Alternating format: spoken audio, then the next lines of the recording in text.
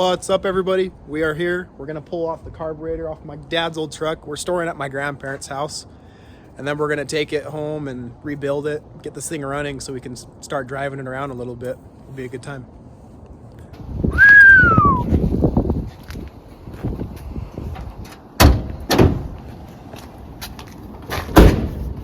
Oh, every time I see this truck, I get more excited about it. Yeah, it's pretty good.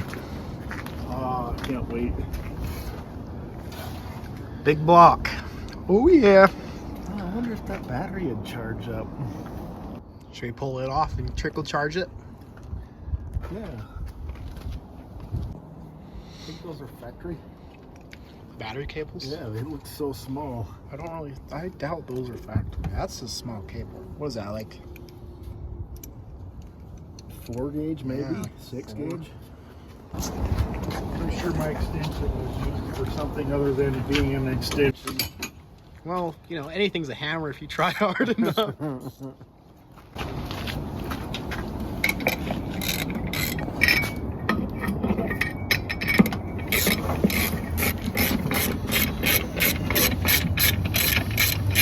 Might have been used to pound some U-joints in or something. Probably actually was what he was used for. It smells like it's flooded, so I'm pretty sure that the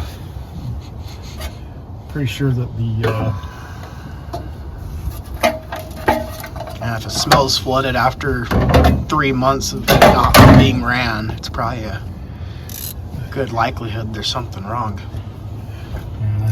I think it's probably the accelerator pump.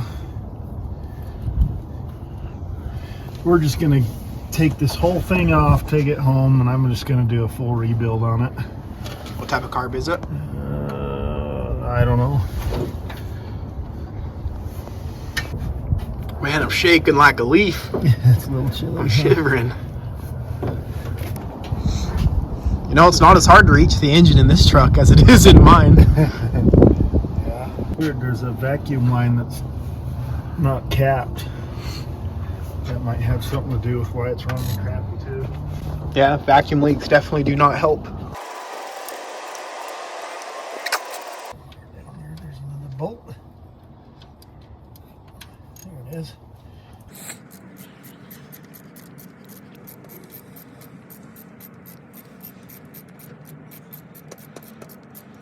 Well, choose the coldest day to come do this. The coldest day happens to be a Saturday. Wouldn't it be funny if it was just the filters all plugged up? It's possible. You're being watched. Why? It's content. Everything's content. It's not content. Yes, it is. Yeah, this is pretty exciting. Yep. Sweet.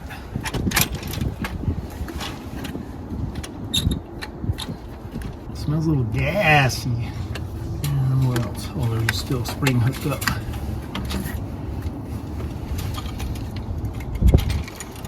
Okay.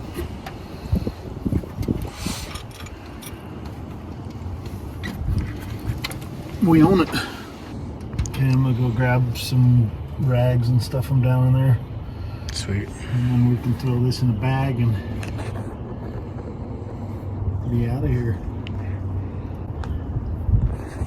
You know, it's actually like, other than some surface oil on the valve covers and stuff, this block is actually pretty clean. Yeah, it's, Power washer and clean it right up. I think it's only got like 130,000 miles on it or something. It's not so bad. So, yeah. You want to pull the battery too? Yeah, I'll grab a 1/2 wrench. These might be factory cables, but dude, they are small. Yeah. Upsize them, you'd probably get way better cranking amps to the starter. Yeah. I think this is not the factory fuel tank though. No. Well, that battery's pretty new. It's from 21. Oh. So that'll probably charge It'll up. probably take a charge. So me and my dad were talking about this truck the other day. We were talking about like changing the interior color and like worried about carpet kits and stuff. But now that I'm looking at it, the carpet looks like it's in really good condition. So if he decides to keep it red, I think it'll take a wash and clean really well. As well as the door panels, other than the driver's one missing a couple parts. It's just missing like the handle piece and a couple of the trims. I think other than a headliner and seats, like reupholstered, this interior might take a detail pretty good actually. So we'll probably be doing that sometime soon too. I'm no carburetor expert. I'm not even going to claim to be.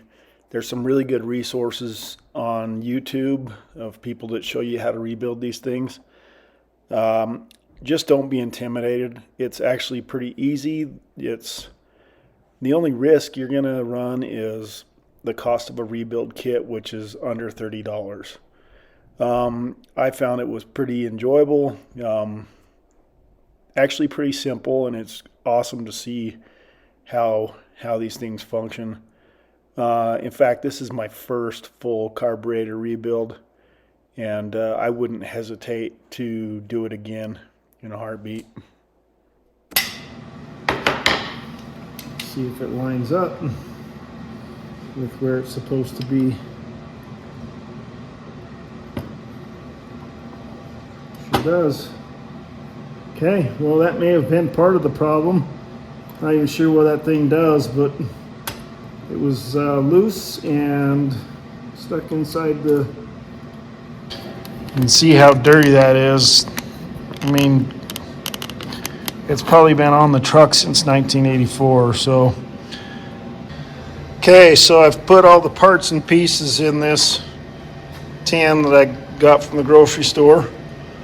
I'm just going to pour some kerosene in here and let it sit overnight for a couple days maybe, and see if I can get all this stuff loosened up and out of here. This old truck out here just covered in snow. My goal is to get it running today. I took the carburetor home and rebuilt the carburetor, and I brought some miscellaneous tools, some gas and starter fluid, and some hose clamps, chunks of hose, some oil, stuff like that. Let's see if I can get this thing started today, hopefully. So I got this carburetor that I just rebuilt last night. I just bought a rebuild kit and tore it all apart and cleaned it up and put it back together. New accelerator pump, all the bushings, all the gaskets, cleaned all the jets, soaked it for 3 days in kerosene, and blew out all the ports. Kind of rebuilt the choke. Still hesitant on that. I just took it all apart, cleaned it, put new gaskets in it, and throw this in there and see if I can get it started. So I'm very fortunate that this truck seems to be 100% complete. Doesn't look like anything's really been removed from this truck ever. Obviously it's had maintenance and looks like maybe a new distributor and everything, but it's even got the vacuum line routing detail on the factory air cleaner housing. So I'm going to see if I can trace this out and get this stuff put back together the way it's supposed to be, and see if I can get this thing started. So got a hose going into this gas can. It's going down to the mechanical fuel pump here with this goofy splice thing. That's going to the mechanical fuel pump and back out of the mechanical fuel pump to the carburetor. I do have to tighten that screw before I have a fire, so I'll tighten that. I'll throw a battery in this thing and squirt some starter fluid down the carburetor. See if I can get this thing running. The choke is on right now. It's cold out here. It snowed last night. It's really cold. So the choke is on. I'm hoping that once I get this idling, the choke will back itself off and we'll have a running vehicle here. So give me a minute, I'll tighten that hose clamp and see if I can get this thing started. I'll tell you the one thing I haven't checked, and that's the brakes. So I'm gonna start this thing up again, see if I got pedal on the brakes before I drive this uninsured thing around the block. Started right up, idling. Nice.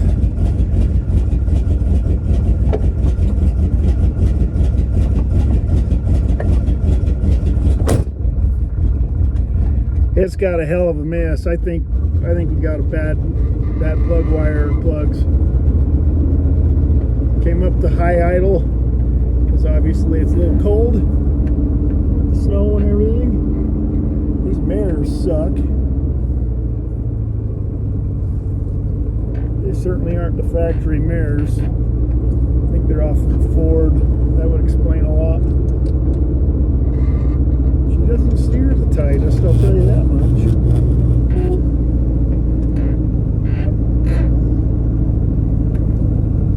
I think I'm gonna have to swing this corner a little wider to get out of the backyard here. Of course, first gear in this thing is low. SM465. Super low first gear. Kind of kissed the sidewall there. Ah, shoot, I gotta open the gate.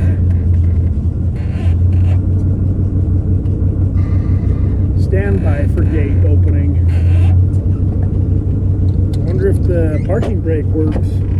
Oh, no way, dude. First time ever. Have some door issues.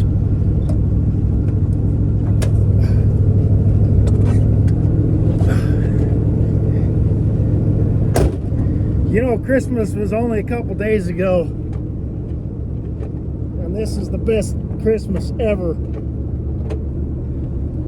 Square body dually, baby. Crew cab.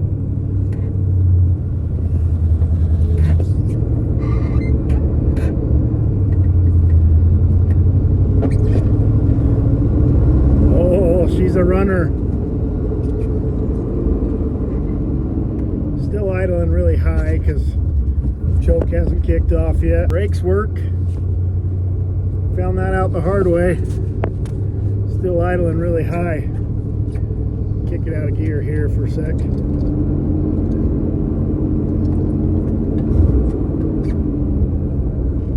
There it goes. Now it's kicking down. Oh. Probably ran out of gas.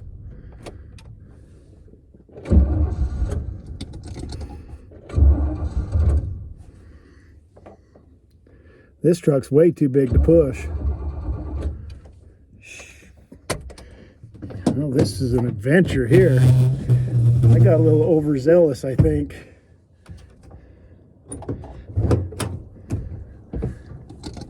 Got a little too happy. Let's get some gas in this thing. I think it ran out, that little 1-gallon jug.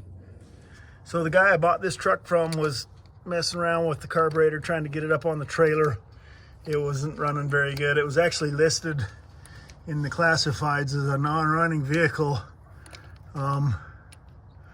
Anyways, they drove it up on the trailer, ran like garbage, and I'm pretty sure that they screwed this idle screw in too far because it's running way high idle.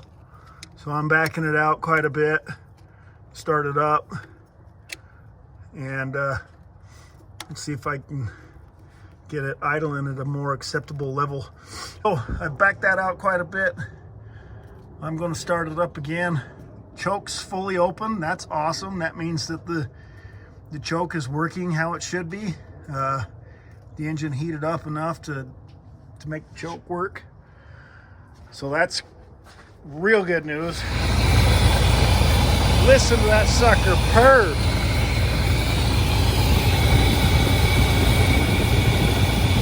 Oh man, I'm so happy about this. It's idling down. It's probably idling at 1,000 RPMs right now. I could back it off a little bit more, I think. This truck does not have a tachometer, so I'm just kind of listening to it. Before it was idling at like 2,500 RPM, it seemed like. Obviously, it's way better now.